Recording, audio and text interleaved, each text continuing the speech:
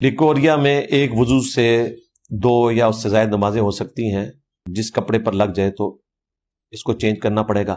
بھائی یہ جو عورتوں کا یہ والا مرض ہے نا، اس کے بارے میں کوئی واضح احادیث موجود نہیں ہے. یہ ہے ایشو اجتہاد کے اوپر، اور اس معاملے میں میرا اجتہاد جو ہے وہ حنفیوں کے ساتھ ہے کہ لیکوریا کی جو رطوبت ہے اس کے نکلنے سے نہ وضو ٹوٹتا ہے اور نہ یہ ناپاک ہے. ہاں، جو خون نکلتا ہے نا استحاضہ کا، وہ ناپاک ہے.